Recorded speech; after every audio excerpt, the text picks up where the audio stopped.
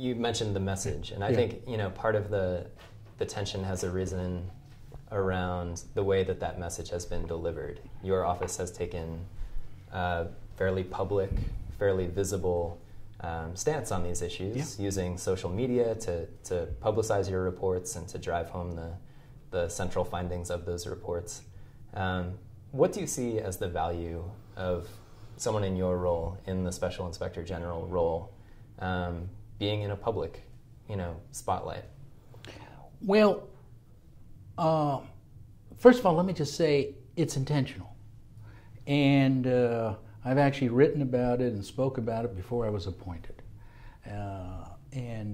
Remember, I have done oversight on the Hill for almost a quarter century, worked in the executive branch, and followed Washington since 1982.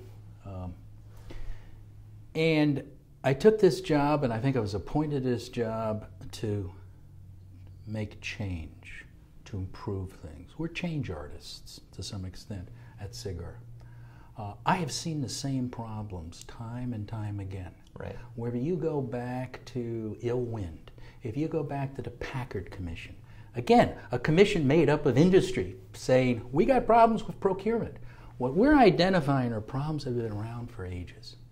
The 1978 Act that created the IGs was a wonderful act, but I've seen so many good reports just die in the circular file. Whether it's a commission report, a Hill report. I've written many of them myself on the Hill for Sam Nunn and John Dingell. But Sam Nunn and John Dingell were a little different. They had a different approach. You keep honing in on the facts, you're accurate on the facts, you publicize the facts. I did almost 20-some hearings for John Dingell on the whole problem of food safety, to get the passage of good legislation and changes in regulations dealing with food safety. Okay? My approach is you work with the press to identify a problem to make change. We're change artists. Now, it's the proverbial question of the tree falling in the forest and no one is there. Did it make a noise? Well, if you issue a report, and we got not a vacuum here, we have so much background noise. If I don't highlight what we're doing, then we're not going to make change. Right. We're not going to fix the problem. I think what you're hearing is a reaction because I am a different IG. I'm glad to admit that. And we work with the press to convince the Hill and the American people and the administration to make changes. And I stand accused of that, but I accept it. That was my intention, and that's what we've done. And we've made changes. I think we've done some improvements. And I'll tell you one thing, we took an agency. I took an agency, but my staff did really the work that nobody was listening to, nobody was paying attention to 2 years ago, which I think many people on the Hill wanted to put out of its misery, just put a bullet in its head. And now we are making change. We are being listened to, and our reports are improving the way we do business.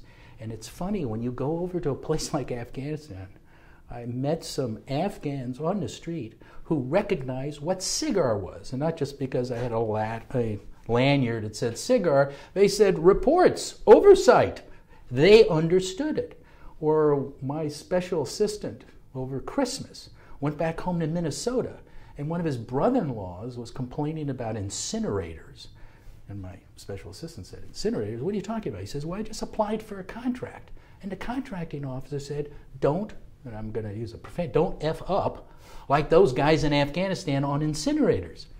If my reports have seeped down into the body politic of a Minnesota contracting officer, then we are slowly making change.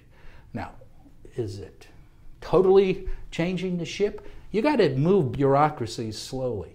But if we don't publicize what we're doing, you're not moving anything. You're just killing trees, and you're just writing a lot of nice reports, which will make a nice thing on a wall, but they'll end up in a circular file. Right. That's not why I took the job. Do you have any concern that that change has come at the cost of public support for the Reconstruction effort? No, I think the exact opposite. I think, look, the problems were there. They were going to be identified. I have 2 people working press. The embassy itself's got 60-some people. God only knows how many people ISAF work press, how many people in the Pentagon. I joked and said you could probably balance the budget if you eliminated the Public Affairs Office in the Pentagon. I don't want you to have the impression that I'm telling you not to work with the press.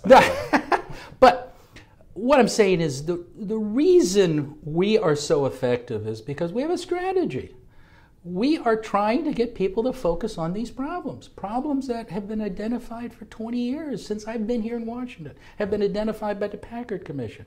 So the reason I think we are effective at that is because it's a strategy. And number two, I think people are starting to pay attention because they know we don't have a dog in this fight. Mm-hmm.